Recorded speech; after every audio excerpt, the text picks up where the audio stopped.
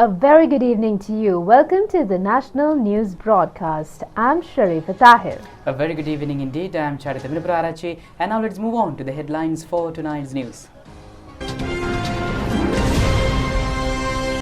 The pension scheme for dairy farmers commences. President instructs to expedite the e-land registration system.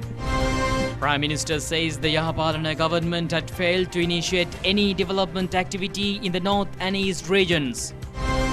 UNP leader says that solutions should be sought for a second wave of COVID-19 outbreak. 7 grenades and several firearms were recovered from a house in Homagama. Final rites of Auntie Sibyl will take place on this Friday. We move on to those and other stories in detail now. A look at local news first. A pension scheme for dairy farmers was commenced today. The scheme will be initiated on behalf of the dairy farmers who had supplied milk to Milko Private Limited for 20 years consecutively and completed the age of 70 years.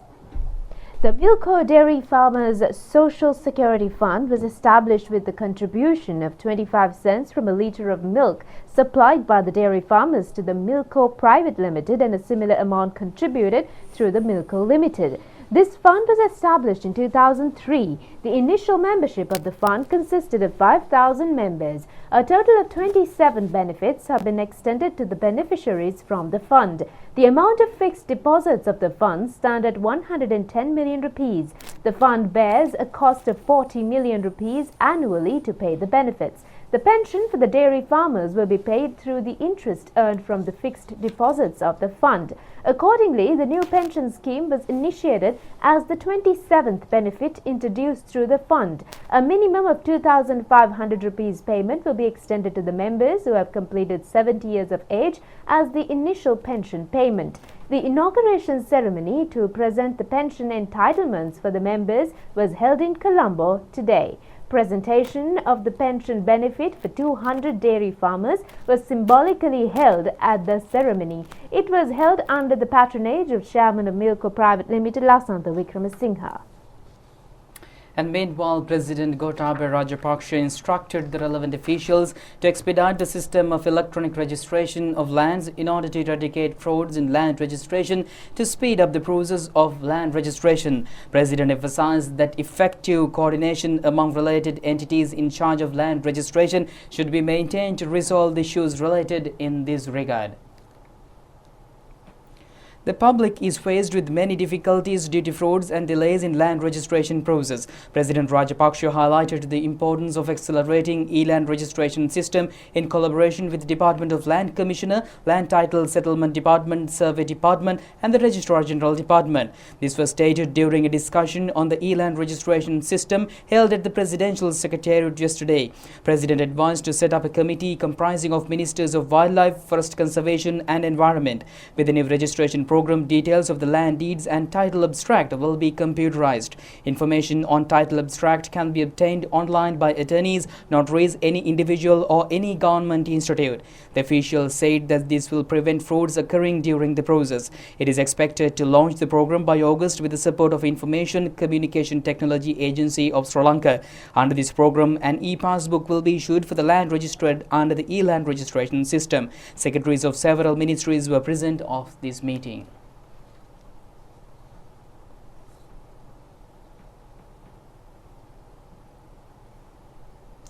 Prime Minister Mahinda Rajapaksa says that there is no discrimination as north or south when initiating projects for the development of the country and to uplift the livelihoods of the public. He said that major development projects in the northeastern provinces were initiated by his government.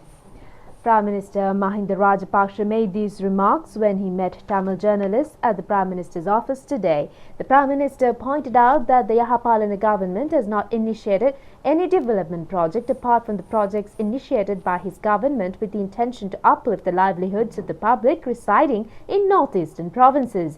The Prime Minister emphasized that the Tamil National Alliance, which represents the people of the northern parts of the country, have only acted with the sole aim of obtaining political benefits without addressing the issues pertaining to their communities. The present government has prioritized in resolving the drinking water issue of the northeastern public. The relevant planning in this regard has also been completed. The Prime Minister also pointed out that it is the responsibility of the journalists to inform the government over the issues pertaining to the northern people. Ministers Douglas Devananda and Bandara Gunawardena are present at this occasion. Prime Minister Mahinda Rajapaksa said that their government is the only government which rendered a massive service to the north and eastern provinces after 1977. He said that the development activities in the region were stalled during the previous government period, which was the United National Party government or the TNA government with the UNP administration. He said that the previous government failed to ensure the rights of the people living in these parts. He said that the media was able to bring up the relevant issues yet failed to force the administration to resolve them. The Prime Minister said that after the 30 years of war, his government took the effort to develop both north and south regions within a similar place.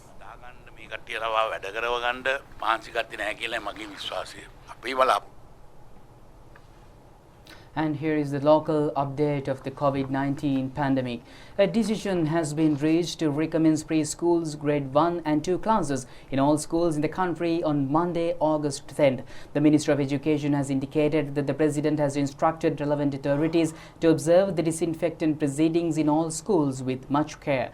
Meanwhile, fully recovered COVID-19 patients in the country has exceeded 85%, with a total of 1,748 patients being discharged from hospitals following complete recovery from the disease.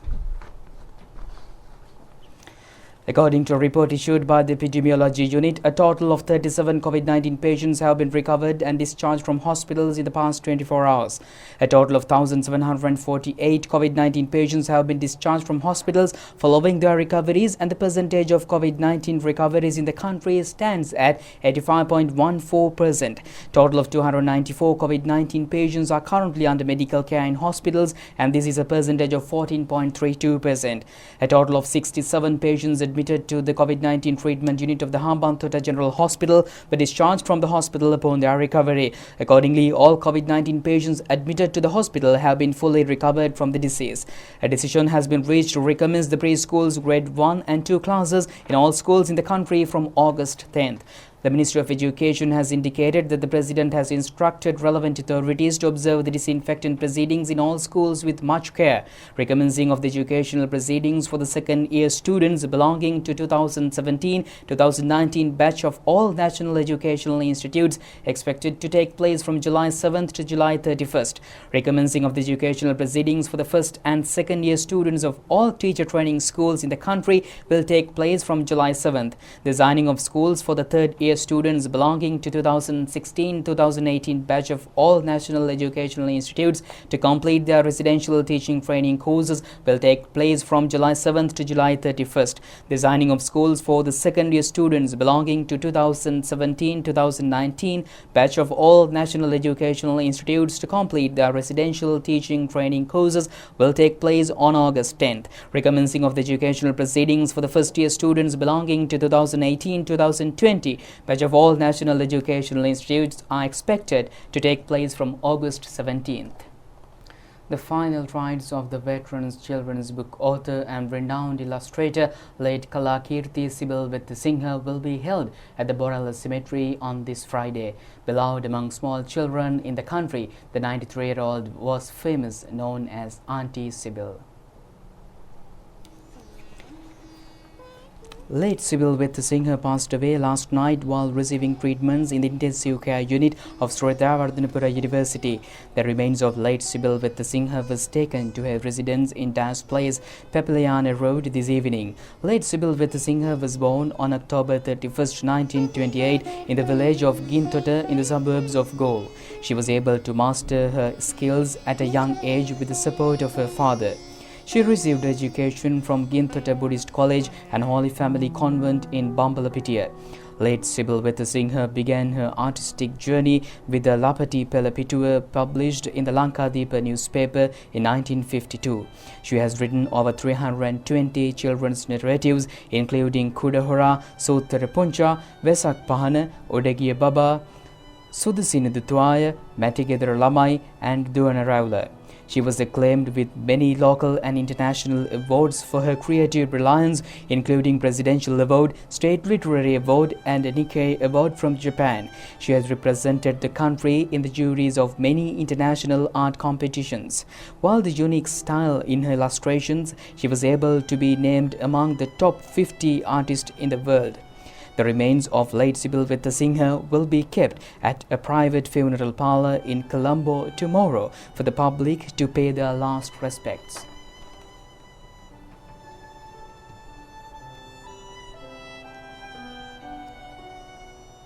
A special meeting of the United National Party Communications Unit was held at the Sirikota Party headquarters today. The meeting was held under the patronage of party leader Ranil Wickremesinghe. UNP party leader Ranil Wickremesinghe said that the second wave of the COVID-19 pandemic has begun, which was confirmed by the WHO. He said that the virus is rapidly spreading in China and the USA. He pointed out the importance of curbing the spread of the COVID-19 outbreak during the second wave. Even though the first wave has mitigated, he said that the condition of the second wave is still uncertain. The UNP leader said that in South Korea, if signs of COVID-19 loom large in a certain part of the country, the Korean administration locks down the village and extends funds for them. He said the present government also should proceed with a similar procedure, yet they have not given any assurance in this regard.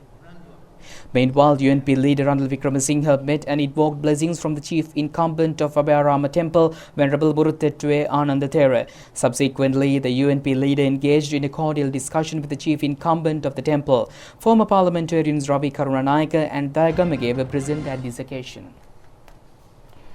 PAFRL has indicated that no record of any violent activity within the general election period up to now is a positive inclination. Speaking at a media briefing held in Colombo today, Executive Director of the organization, Rohana Hettiarachchi, said that more than 5,000 election observers will be deployed across the country for the forthcoming election.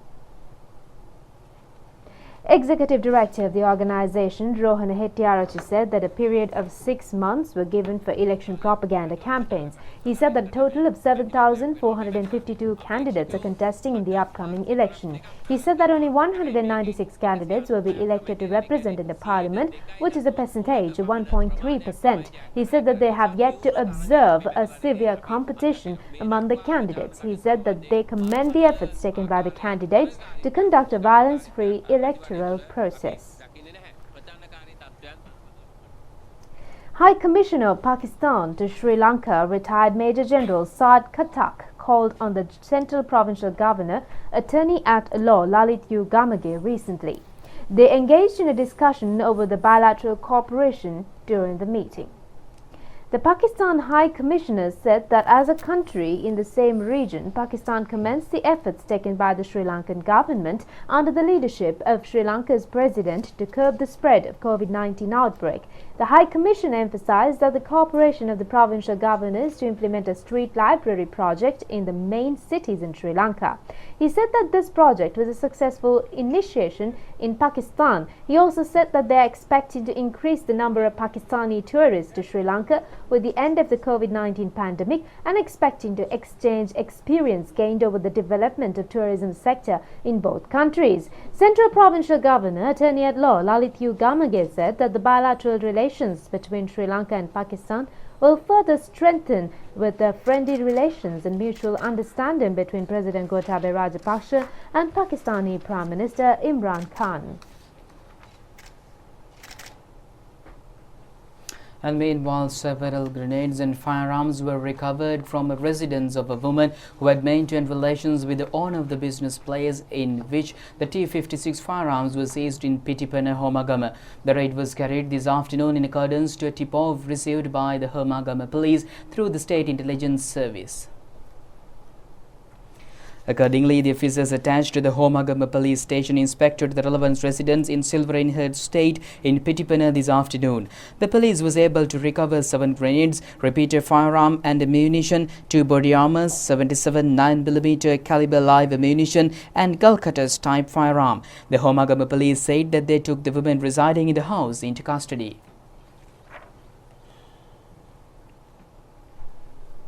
Meanwhile, DIG Ajit Rohana had said that an investigation is underway over 5 suspected firearms which were displaced while in the possession of 4 officers attached to the police in Narcotics Bureau, which is recently in the custody over a heroin smuggling incident. The Criminal Investigation Department has recovered parts of a T-56 firearm which was hidden in a house in Karandaniya, Ambalangoda and later thrown into a branch canal of the Madhu River. He said that the 3 teams of the CID are currently carrying out investigations on 3 officers. A suspect was taken into custody along with 505 grams of heroin in Serpentine Road in Borella this afternoon. The suspect was arrested in accordance to a tip-off received by the Colombo Criminal Division. The court has granted permission to detain the suspect for a period of 7 days for an interrogation.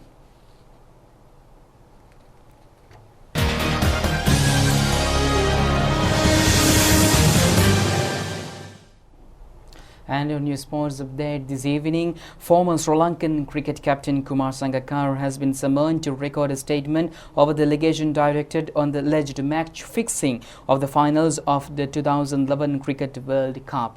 Accordingly, former captain Kumar Sangakkara expected to record a statement with the Special Police Investigation Unit established to inquire on the offences related to sports at 10 a.m. tomorrow. The Special Police Investigation Unit to inquire into the offences related to sporting activities is established as the Sugatadasa Sports Complex. An inquiring committee including SSP Jagat Fonseca records statements from the relevant parties. Accordingly, Sri Lankan cricketer Upal Tharanga arrived at the unit today and recorded a statement for over 2 hours. Former chairman of the Sri Lanka Cricket Selection Committee Aravinda De Silva was the first to record a statement over the alleged directed by the former Sports Minister Mahinda Anandalut Gamage. The Police Investigation Unit recorded a statement from him for nearly 6 hours. Under the Act No. 24 of 2019 to prevent violations related to sports, Sri Lankan national can also penalised for offences committed overseas. And with that, we conclude tonight's news. Do it just tomorrow at the very same time. Stay safe. Good night. Good night.